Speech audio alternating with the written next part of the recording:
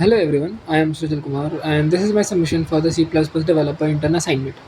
My task was to build a high performance cryptocurrency matching engine, and I'm going to walk you through the architecture, how it works, and the problems I solved on the way with a live demonstration of the system. The project is a completely backend server made on C++, and its core is composed with several key classes such as order, trade, and order book. These classes handle the fundamental logic for single trading, single trades. But the order book is also then managed by a higher level matching engine class, which controls everything that allows the system to scale to multiple trading pairs. Like we can, it was implemented to be able to handle multiple cryptocurrencies and maintain different order book for them and treat their trades differently without getting intermixed. And finally, we have the main function that wraps it all in an HTTP server. We have used the CPP HTTP lib library, exposing the engine through a network API. So the most critical design decision I made in the matching engine was the data structure for the order book itself, because the requirement was strictly price and time priority. We have to sort the orders with price, and then we have to also implement the first in first out accessing, first in first out queue sort of thing.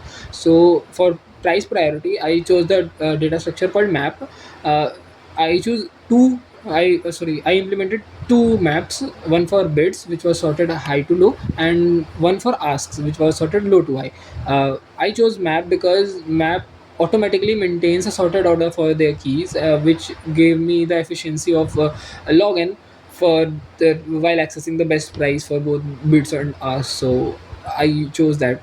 Though I experimented with different data structures as well. I tried hybrid data structure, making an hybrid data structure using linked lists and hash maps, or I even tried combining binary trees with hash maps. And the best I was able to achieve is the um, time complexity of O1 for accessing, inserting, and traversing things. But in some data structures, like deletion was the major drawback, or traversing was the major drawback. So those drawbacks led the overall time complexity to on, which I seemed is very inefficient if a large volume of orders are placed at one time, and this slow engine may mess up.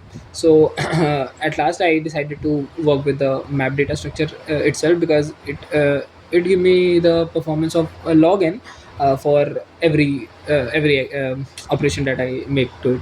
And for the time priority, to implement the that first in first out queue, I mapped every key of the map to a list where I will maintain the first in first out queue type of logic.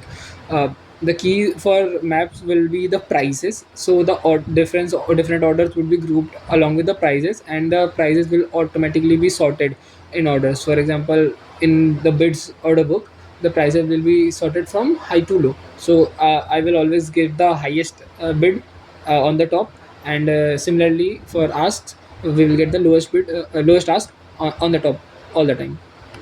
So let me demonstrate uh, the server. Let me start the server, and here is the this part is the HTML client, HTML market feed. We will see the orders placed, the trade happened, everything on this HTML feed. And here is the server program running, and this is this terminal. Through this terminal, I'll be placing different orders to demonstrate how the full server works. Okay, so let's start the demonstration. First, let's build up one side of the market for like Bitcoin, and I'll submit this limit sell order for 5 minutes at the price of $101. Um, and as you can see, instantly our market data feeds fires, and you can see the new order appearing on the ask side of the book on our web client. And so let's add another sell order at a slightly worse price. So the like best ask will still be the $101. And again, we can see the web feed got updated, and client now shows two price levels on the ask side, correctly sorted with the best price to be 101 on the top, as we expected.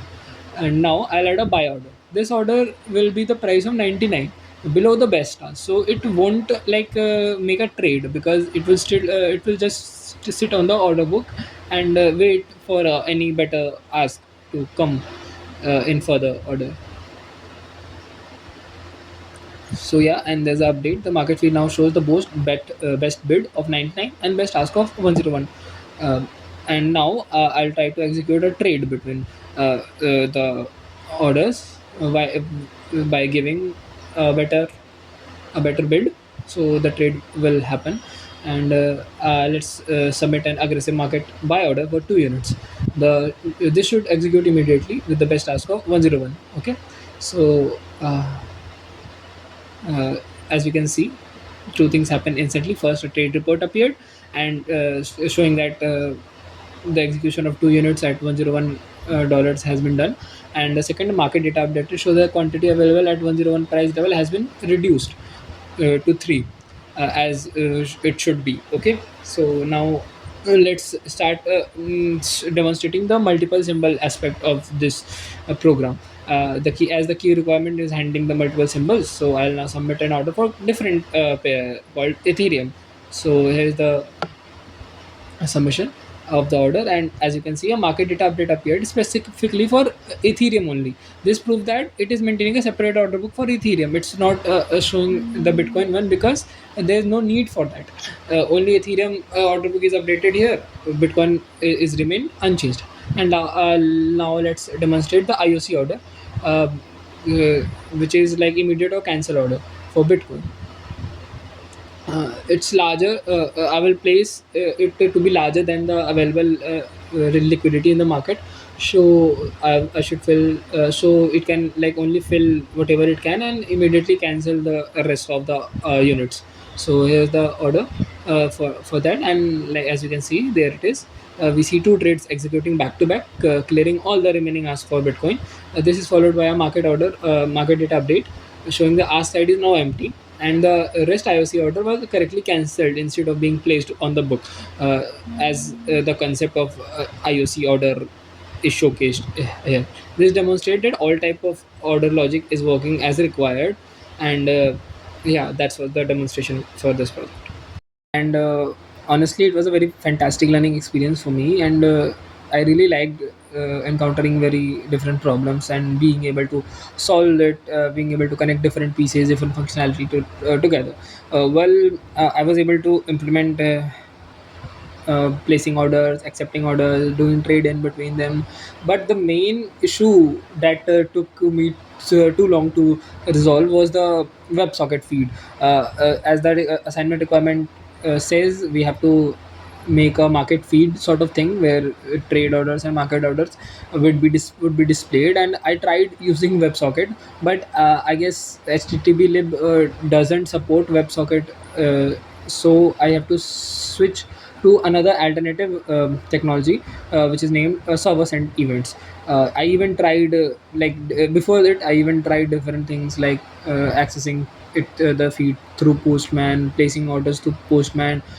I even tried running custom JavaScript in the browser developer tools, but it didn't help out. I don't know why.